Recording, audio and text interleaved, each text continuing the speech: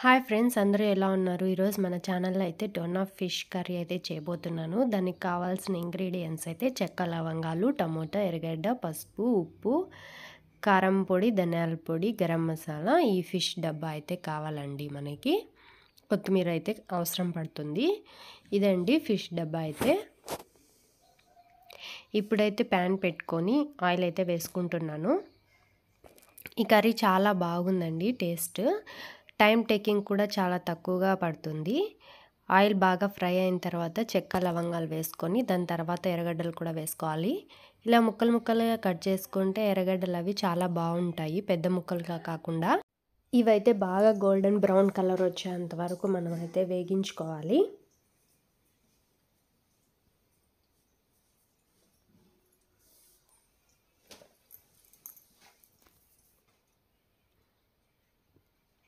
ఇలా బాగా ఫ్రై అయిన తర్వాత నేనైతే అల్లం తెల్లగడ్డ పేస్ట్ అయితే వేసుకుంటున్నాను. మేమైతే కర్రీ చాలా తక్కువగా చేసుకుంటున్నామండి, అందుకే కొద్దిగానే అల్లం తెల్లగడ్డ పేస్ట్ అయితే వేసుకుంటున్నాను. మీరు కర్రీకి సరిపడినంత వేసుకుంటే బాగుంటుంది. అది బాగా పచ్చివాసన పోయేంత వరకు వేయించుకోవాలండి. దాని తర్వాత టమోటాస్ అయితే వేసుకోవాలి. టమోటాస్ కూడా వేసుకున్న తర్వాత సరిపడిన సాల్ట్ అయితే వేసుకోవాలి.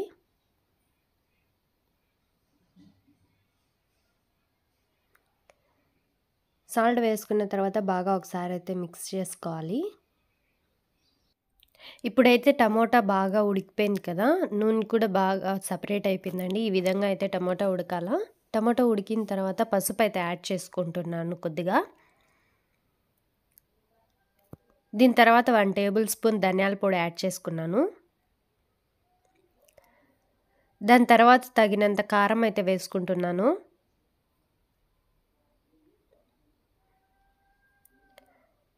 ఇవన్నీ వేసుకున్న తర్వాత ఇప్పుడైతే గరం మసాలా యాడ్ చేసుకుంటున్నానండి. గరం మసాలా వేసుకోవడం వల్ల టేస్ట్ అయితే బాగుంటుంది. ఇప్పుడు అన్నిటినీ ఒకసారి అయితే బాగా మిక్స్ చేసుకుంటున్నాను. నేను ఈ కర్రీ చేయడం ఫస్ట్ టైం చేస్తున్నాను. ఇది చూడడం కూడా ఫస్ట్ టైమే, తినడం కూడా ఫస్ట్ టైమే తింటున్నానండి నేను. కర్రీ అయితే చాలా బాగా వచ్చింది. లాస్ట్లో మా ఆయన రివ్యూ కూడా చెప్తాడు, చూడండి ఎలా ఉందనేసి.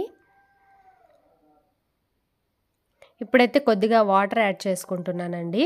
ఎక్కువ వాటర్ యాడ్ చేసుకోకూడదు, బాగుండదు కర్రీ అయితే. కొద్దిగానే యాడ్ చేసుకోవాలి, అప్పుడే కర్రీ టేస్ట్ అయితే చాలా బాగుంటుంది.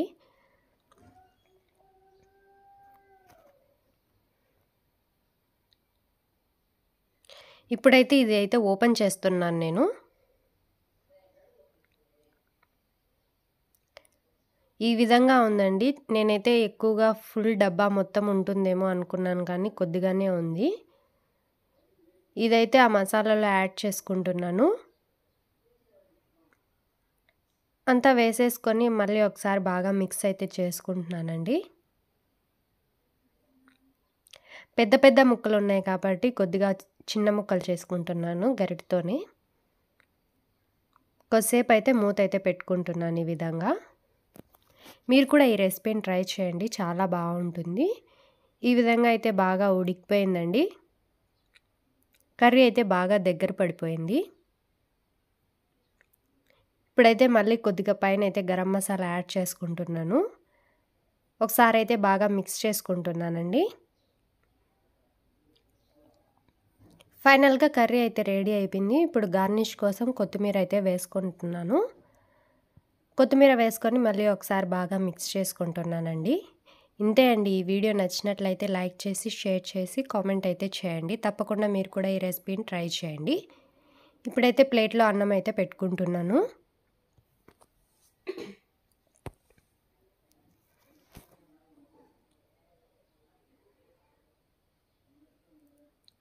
కర్రీ కూడా వేసుకుంటున్నానండి. ఇది మా ఆయన కోసం ప్లేటు.